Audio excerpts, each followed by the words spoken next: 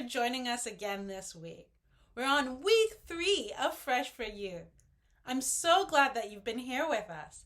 And it just feels like we started this yesterday, doesn't it? I know, right? So, this week we have 2 great, delicious snacks that we're going to be making. The first one is baked apple. So, this is one of my favorites. What I like to do is I normally just core out the center of an apple, sprinkle some cinnamon in there, put it in the oven for about 40 to 50 minutes, take it out, cut it, put some yogurt on top, and then I enjoy it. But this recipe, we're going to actually stuff a little bit more things in it. But like I said, you can modify any of the recipes any which way you choose. Show us some ways you modify it with your pictures. And we just really want you to enjoy it at the same time. Also, the second recipe is going to be fish cheese melts. So it's almost like a quesadilla, but we use fish instead. And there's some other ingredients thrown in there as well. If you have issues with the sour cream, what you could do is you can completely omit that. You can mix the garlic powder in with the mayonnaise instead. And if you want, you can use maybe cheddar cheese that you tolerate a little bit better. So maybe there's a lactose-free one that you tolerate. Or otherwise, you could probably just completely omit the cheese. Or you could use something like a Daiya cheese. So it's an alternative that's not actually from a cow. They use other sources. But it's another way to get that nice cheesy taste if cheese upsets your stomach a little bit. It was so nice to see all the pictures that were sent in. So why don't we take a minute? I'll share them with you so you all can see each other and see the beautiful creations you made. You'll notice that everybody might have something a little bit different, but that's okay. That's what this is all about. Having fun with our food, trying new things, and seeing how it goes. Because that's the only way that you're going to learn to get better and to learn what you like and what you don't like. So let's take a minute and take a look at some of those pictures.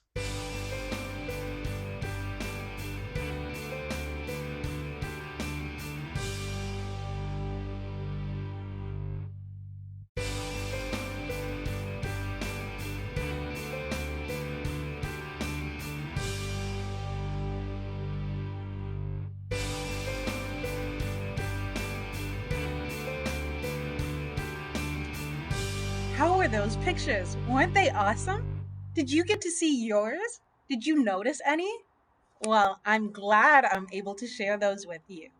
So we're going to get to our recipes for this week very shortly. But before we do you remember the one thing that we always want to do before we start preparing our foods? Yes, that's right. We want to make sure that we wash our hands. So let's get inside, let's get to it, and let's get those hands all clean.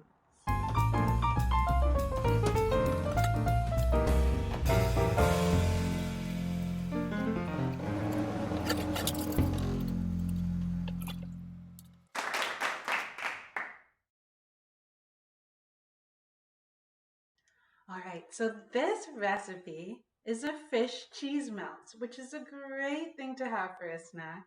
It's really quite simple and it has lots of nutrients in it. So I'm just going to go over the ingredients first and then we'll get right into it.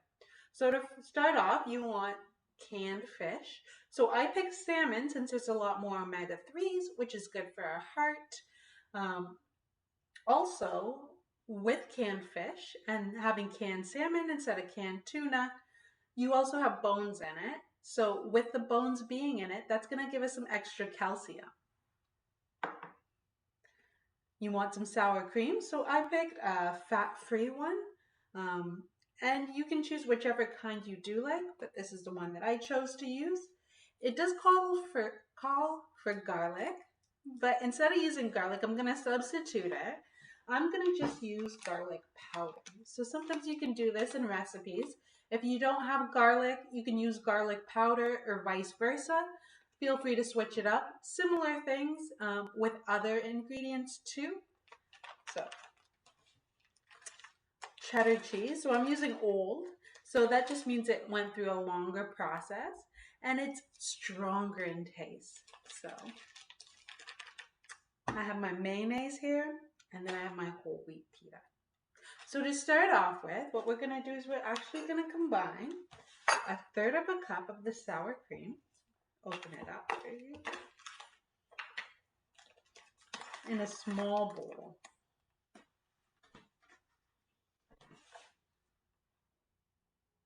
So got a third of a cup there. I'm just going to combine it in this container that I have. It fits it nice, and you can see it.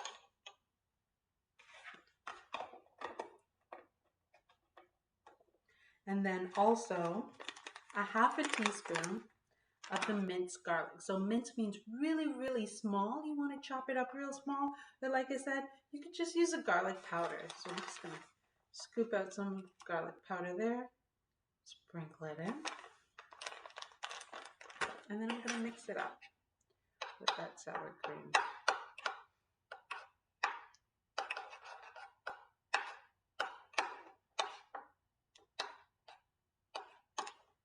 Then I'm going to take out a pita. I'm going to spread it on one side.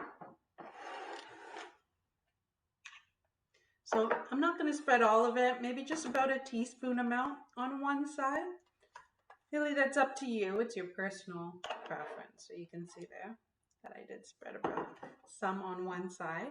Next, what you're going to do is you're going to open up that canned fish. So before you open up any canned container, you make sure you want to wash off the top. I already did this, so I don't have to worry about doing it again.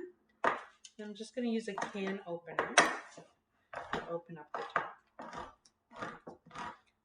When also lifting the lid, you want to avoid using your fingers because you might accidentally get cut.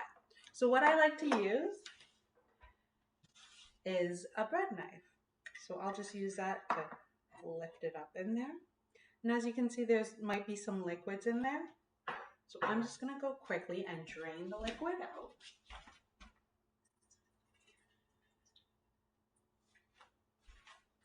Now that that liquid's all drained, I'm going to add that in a different bowl. And I like to use a fork to mash it up. It helps get it in small pieces because I like it to be in little pieces in the sandwich. So I'm just going to use my fork to go through, mash it up. I can see some of the bones in there too, and they're crunchy when they're canned. So go ahead and go eat those. Like I said, more calcium. So that's just going to help with your bones and with your teeth, right? So it's another good source of calcium other than milk. I'm going to add in 2 tablespoons of mayo.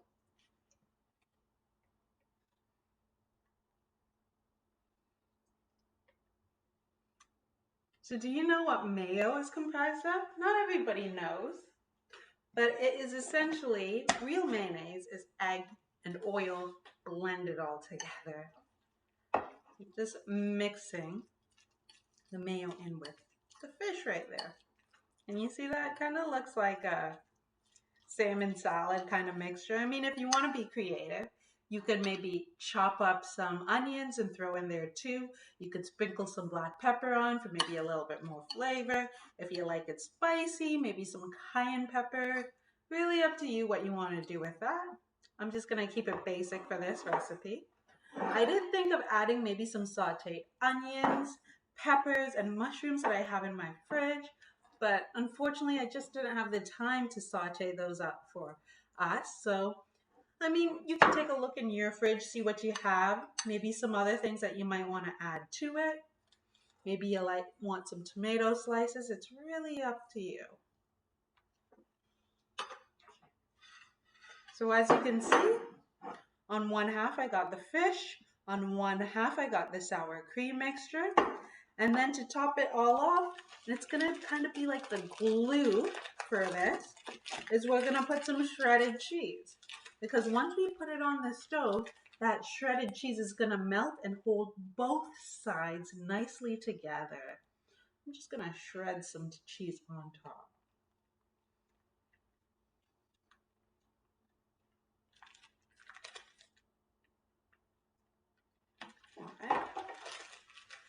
So now I've got it all complete, ready to go on the stove. What I'm going to do is I'm just going to fold one side over the other. And let's get to the stove and finish this product up. The tuna fish melts are ready to be put on the stove. So you want a frying pan and you want to warm it up on the lower side, just a little bit lower than medium. You want to use maybe about a teaspoon of margarine in it, or what I like to use is a canola oil spray.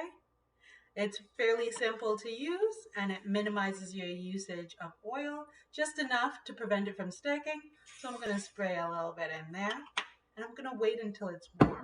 One way that I do like to check is maybe getting a little bit of water on my fingers and sprinkling it on. When it's ready, you'll see that the water will start dancing. If it dances pretty aggressively, maybe you need to turn the temperature of your stove down. All right. So this is warm. I can see right in there that it's ready. And I'm going to take our melt and I'm going to put it in there. So you just want it to get nice and lightly browned on both sides.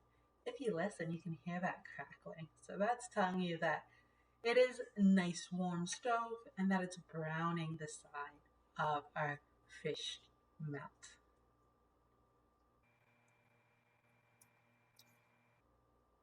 So you do want to wait some time while it is browning.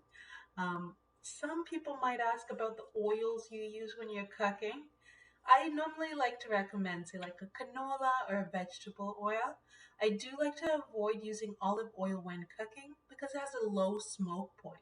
So basically, if you're cooking and you see that the oil is smoking, then that's not good for you. It's changing the structure of that molecule and it's actually creating some harmful chemicals in there. So, what I do is make sure that you're using an oil, such as, say, canola oil, which is good for cooking, and then you're not putting the temperature too high. Most of the time, you don't need it any higher than in between minimum and medium. If you do need it a little bit higher, just make sure that you're attentive, you're watching, making sure that it's not burning, making sure that there's not too much smoke, if any. You kind of want to avoid the smoke. All right, let's see if it's brown enough on this side.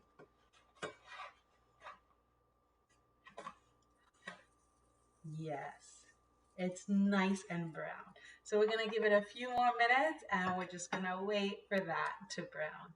Shouldn't take too long and then we'll be ready to eat it.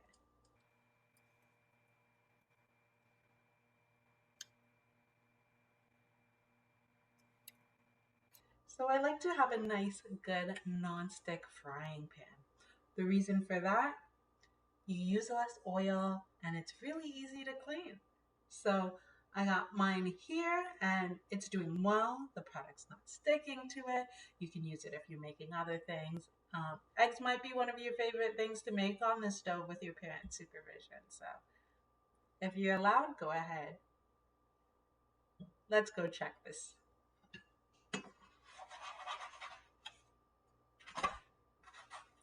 Slightly browned on the other side too. So I think this one's about ready.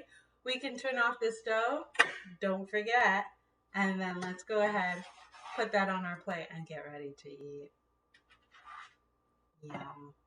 All right, now it's time for us to eat. So what I did is I just cut it up into three pieces. I sprinkle some parsley on top. I put the rest of the sour cream right on the plate, and I put some sliced tomatoes. Remember, we eat with our eyes. So when we see something that looks good, appealing, appetizing, it gets our juices in our mouth flowing, getting ready to digest that food, and our stomachs gets growling. Let's go ahead, let's give it a try.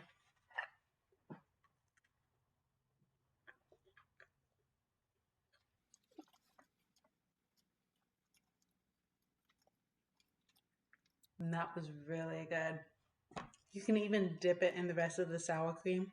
Or if you have like a salsa, you can put some salsa on top. It's really good. This canned fish with all the other ingredients in your pita, It makes a wonderful snack. You could basically have it like a meal too if you top it with maybe some vegetables on the side.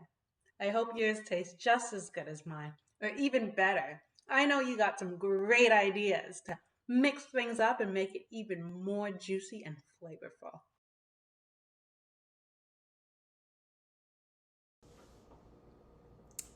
So, we're going to be making the baked apple. So, I got here two different apples. We're going to do it two different ways depending on what resources you have at home. And the ingredients right up here. So, to start off with, what you want to do is you want to preheat the oven to 350 degrees Fahrenheit. You always want to preheat it first since it takes some time to warm up. I already started preheating mine and I've already washed the apple, so everything is good to go.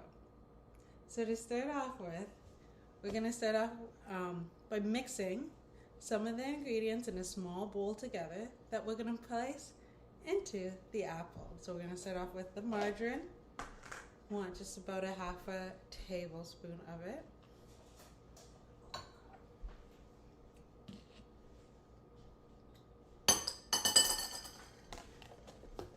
And I'm going to put 2 tablespoons of quick cooking rolled oats.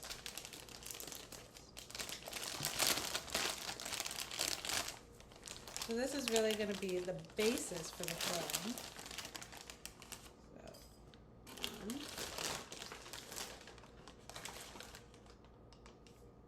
2.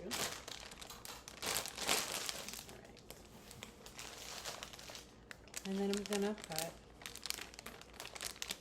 2 teaspoons of dried fruit. So I decided on some cranberries because I like how cranberries are with apples. You might like to put in some raisins. And I even contemplated getting dates to put in, but really it's up to you and whichever taste preference or what you have lying around the house.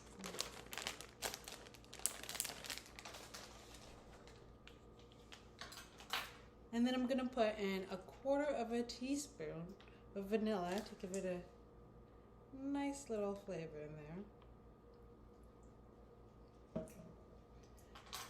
And then I also like cinnamon to put in, and nutmeg mixes well with cinnamon. Another one that mixes well is pumpkin pie spice, so it's a mixture of all different things. So really to taste, I'm just going to sprinkle a little bit of nutmeg in there. I'm going to sprinkle some cinnamon as well.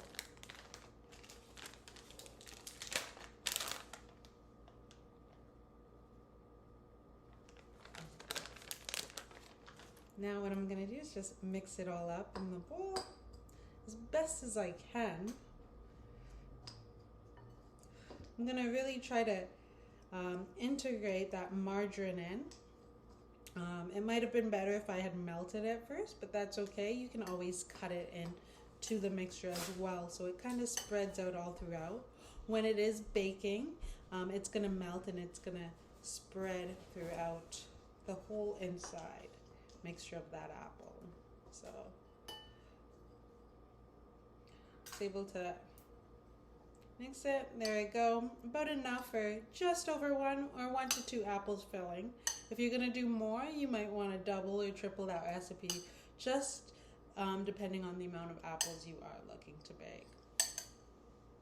I'm going to push that aside. I'm going to come to my apple. So there's kind of 2 methods on doing it. If you have an apple core, it's much easier to core right through. You just place it on top and you push down and it goes right through the apple. So this way is really easy in getting to that middle part to fill it. But if you do not have one, there's no need to fear. You can just use a knife. I don't know if you remember the proper way of holding it. You want your thumb and your pointing finger on both sides, with the rest of your fingers right underneath on the blades. So at first you're going to cut off the top of the apple. You want to keep this piece. And then you just want to use a spoon to kind of core the middle. And go around in a circle to get out the middle. You want to get out all the seeds. So just use that spoon to get out all the seeds in there.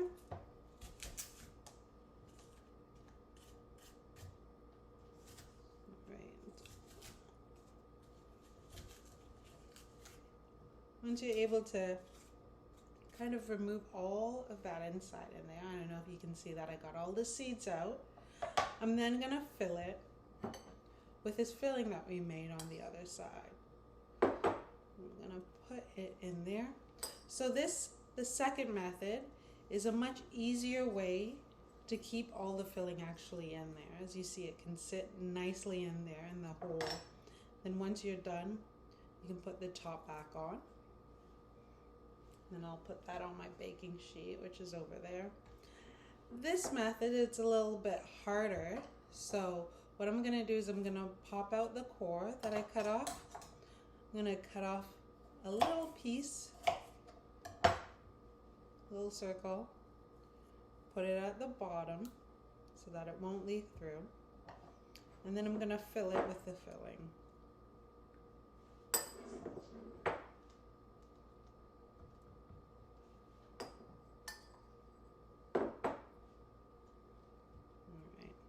All in there. And I'm going to cut off a little piece of the top part of the core.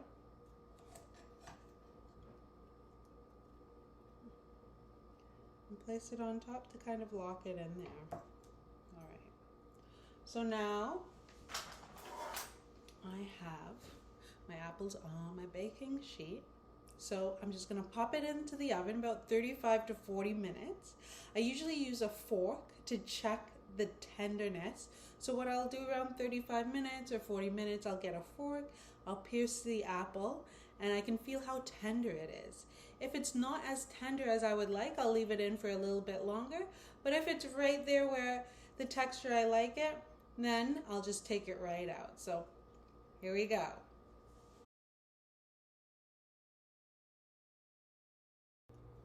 All right, so we're back. I was able to actually take my apples out of the oven and I placed them on this plate. I gave them some time to cool down and I think it's about time to dig in. So just to let you know, when I checked it, I just dug a fork in. I noticed that it was a nice texture. It was soft enough for me. So then I stopped the oven and I use some oven gloves. You always want to remember, use those oven gloves. And I was able to remove them and let them cool down a little bit. So let's go ahead, let's dig in, and let's give these baked apples a taste.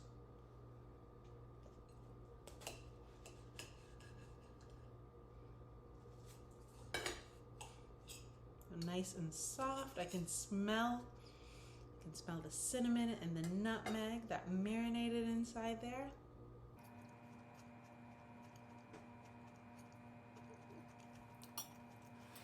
Now that's really tasty. I really like it, especially with the dried fruits as well. Gives it a nice little texture and a nice sweetness to it. Another thing that I like to do is sometimes I like to add some yogurt on top. So I did get some yogurt. I'm just gonna add a little bit of that on top. Give it some extra protein in there. Help build my bones real nice and strong. And I'm just gonna sit down, I'm gonna finish the rest of this meal. But before I do, remember next week is the last week and we're having a live session. So make sure you're there. Join us for the live session. Read through the ingredients and the recipe first. Have them all ready and prepared when you come and you sign in, because we're gonna do the recipe together. It's gonna be a lot of fun and I can't wait to see all your faces in real time. To be able to say hi and get a response back right away, it's gonna be great. So can't wait to see you next week. And hold on, I'm gonna dig into this and fill my stomach up. Take care.